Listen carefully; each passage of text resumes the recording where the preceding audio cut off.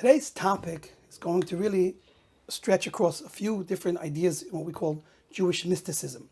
First of all, reincarnation. Is this something that Judaism teaches and believes in, or does it come from somewhere else?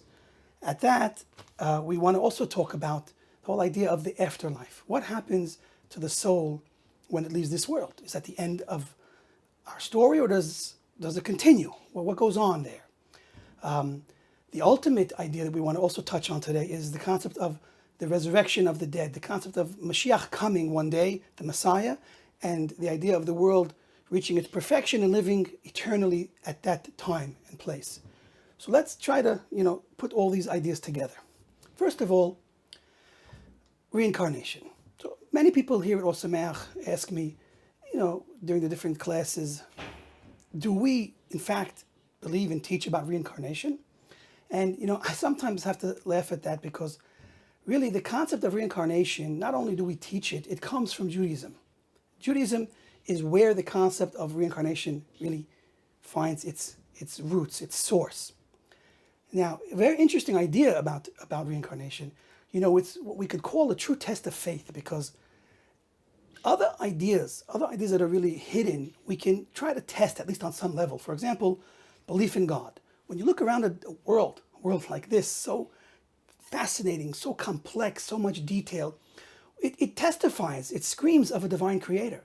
So believing in God is not necessarily so difficult, although there are some, unfortunately, that do not yet understand and appreciate that. But many do believe in a divine creator, and that's almost easy to see once you want to believe that. There's proofs for that. Reincarnation has no real proof because we are not conscious of a past life if we ever lived one. We're not conscious of it. All we are aware of, barely, struggling to be aware of this life. So we can't testify to reincarnation. The average person doesn't know a thing about it, nor does he experience anything connected with that. And if there are random stories that kind of say that a person experienced it, so it's hardly believed, and it's not really something that you could base an entire way of life on. So where do we get the idea of reincarnation from?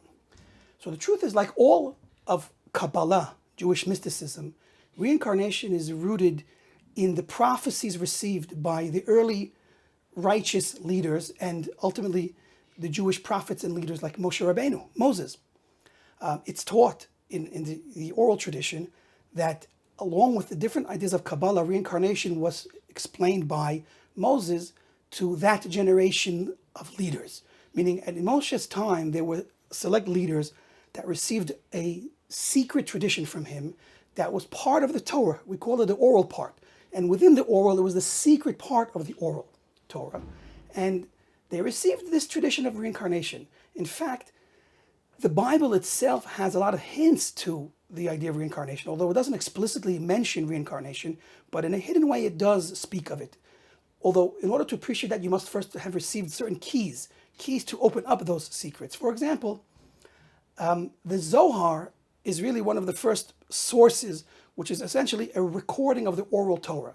The Zohar is really written at the same time as the Mishnah. So when we look at Jewish law, which everyone accepts as authoritative and binding, all Orthodox Jews follow it, we understand that the Mishnah that was written around the Common Era is a recording of a tradition that was clearly received and proven on many levels at Har Sinai, the Sinai revelation. What we interestingly connect once we see the Zohar written by some of the same rabbis. The most famous of them is Rabbi Shimon Bar Yochai. He is mentioned in the Gemara and the Mishnah. His book, the book that he taught, The Secrets of Torah that are recorded in the Zohar, speak about reincarnation in a very interesting place. It speaks about reincarnation when it's speaking about the idea of monetary law. Now, you might think as someone seeking mysticism, seeking spiritual heights, the last place you're going to find a discussion about this concept of souls coming back into this world is dealing with the intricacies of, who owes who money, who damaged what. But it's interesting to teach you that the highest of things, the soul in its highest state, the concept of reincarnation, is really rooted in the most grounded aspect of Jewish law and tradition. And the unbelievable stories that could go with this idea, explaining why Jewish monetary law and reincarnation are linked by the Holy Zohar. Very famous story from the Baal Shem Tov, one of the great mystics of the 1700s, one of the greatest of mystics that have ever lived.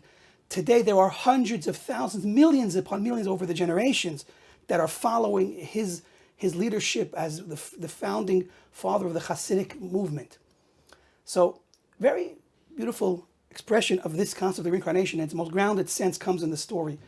One day, he told his main student, the Dov Bear from Mizrich, he tells him to go to a particular place by a lake and spend an afternoon there. So, of course, following the advice and instructions of his rebbe, he goes and sets himself up at a distance watching this particular scene by the lake. A soldier comes up on a horse, comes out, rests, has a bit of a snack, gets up in a hurry, seemingly late, runs off, not realizing that he dropped his wallet full of money. He goes on his way. A man comes, sits down to have a snack, takes that wallet, finds a lot of money, takes it and leaves. After that, an older man comes, seemingly a poor man, sits down to have a few scraps of bread, very tired, takes a nap, and as he's napping, the soldier comes back in a fury, crazy, screaming, looking for his wallet, sees this old man resting exactly where he was, grabs him, wakes him up, hitting him, beating him, where's my wallet, where's my wallet, you stole my money. The old man screaming, I don't understand, I don't know where you are, I never saw a wallet, what do you want from me?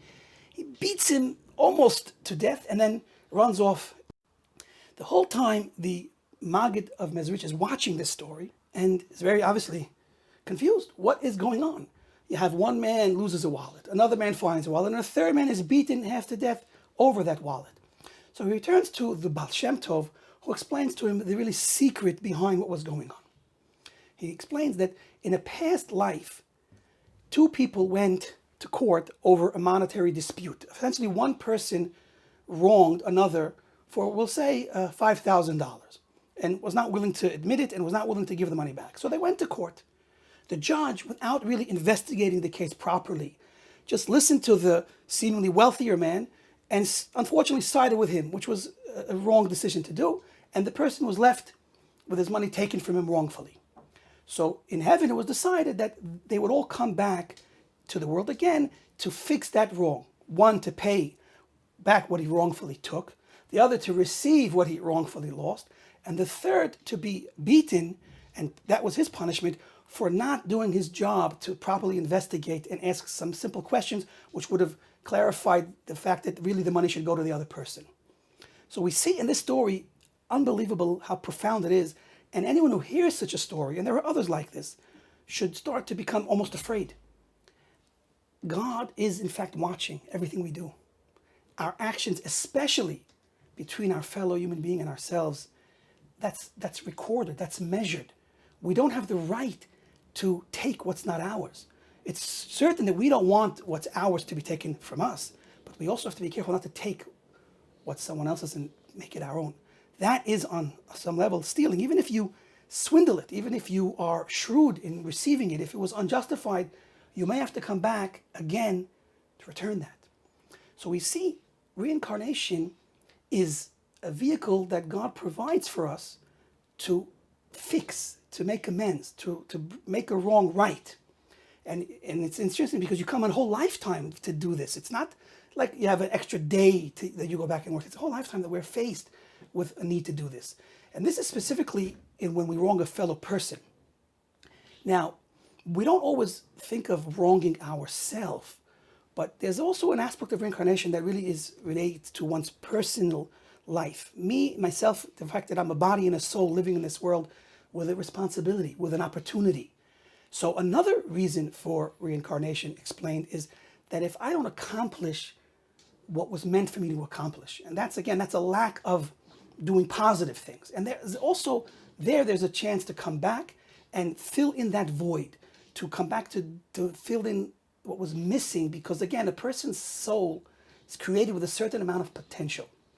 And the soul is stuck with that potential and it needs to come into this world and live in a body in order to actualize, fulfill that potential.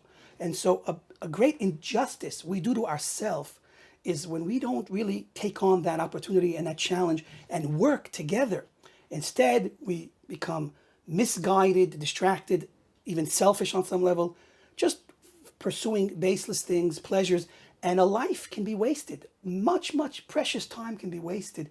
And at the end of that life, when we go to heaven and we're judged and we're measured, it's seen what we accomplished, and we feel that tremendous regret, that loss.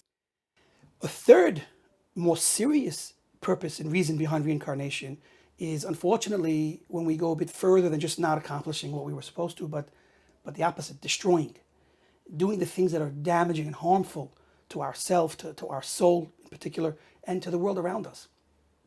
That damage we are held accountable for. You know, it's interesting, there's a famous saying from one of the great mystics, Rabbi Nachman of Breslev, a great Kabbalist and a Hasidic leader. If you believe that you can destroy, then you should actually be a bit smarter than that and believe you could build. And that's an opportunity that we have when we come into this world. We have an opportunity to build, but unfortunately when we destroy, so then we have to come back to fix all that what we destroy. And that's another reason why we keep coming back over and over again. Now, it's interesting, God's kindness is infinite, and we can come back many, many, many times to fulfill all of what we must. But of course, when you realize that we come back over and over again, so anyone would realize that it's obviously much more advantageous if we fulfill what we need, the sooner the better. The less times we have to come back, the better it is for us.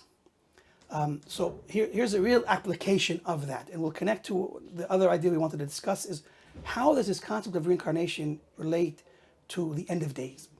Essentially, there's a question, very fascinating question to me at least, is that if I come back to this world many times, then when the Messiah will come and we'll all be alive again together at the end, so how many me's will there be?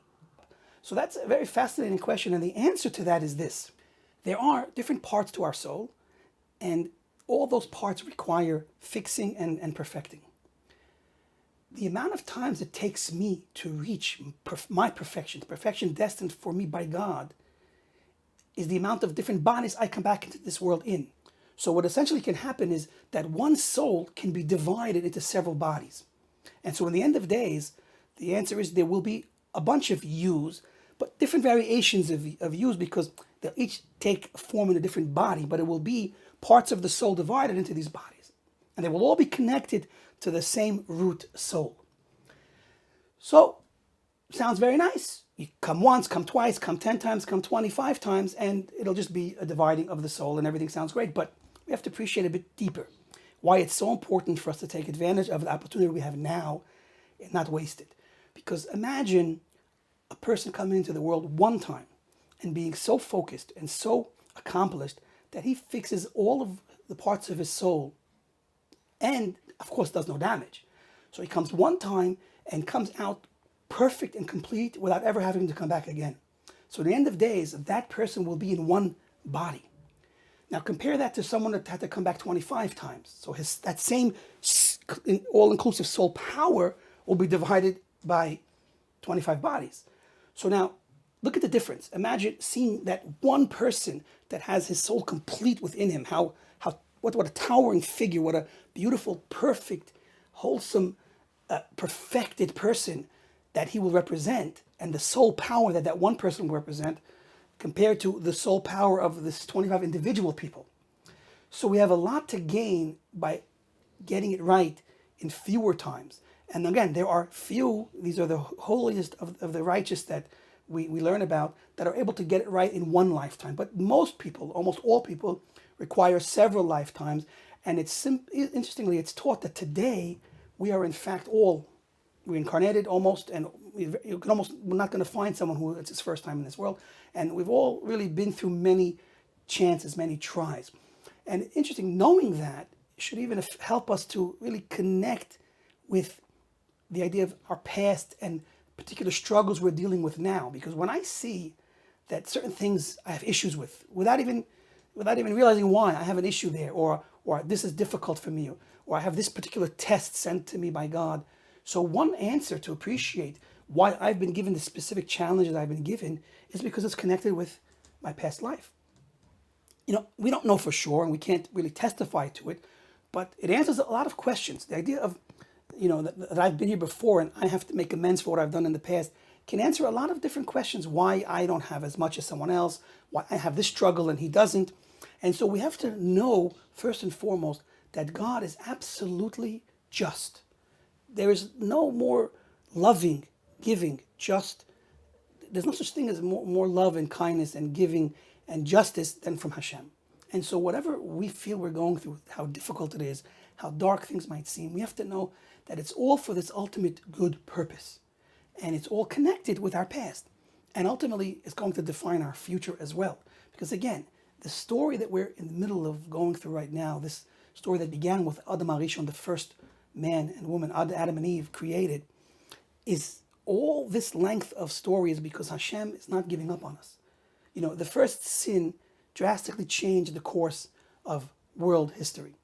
And unfortunately, what could have been fixed in a short time is taking thousands upon thousands of years. But the idea that we're still here is a sign that Hashem is devoted to us, He's still with us, and He's not giving up on us. And so we also must not give up on ourselves. May we merit with the strengthening of these ideas a greater faith in God, a greater faith in God's providence, and how the things that happen to us are from Him and just. And may we accept our role in working on ourselves to be a better person, better with our fellow, better with ourselves, and better with Hashem. And may we help bring the ultimate completion of all of the rectifications that this world needs to go through so we can merit the coming of the Messiah and the Messianic era speedily in our days.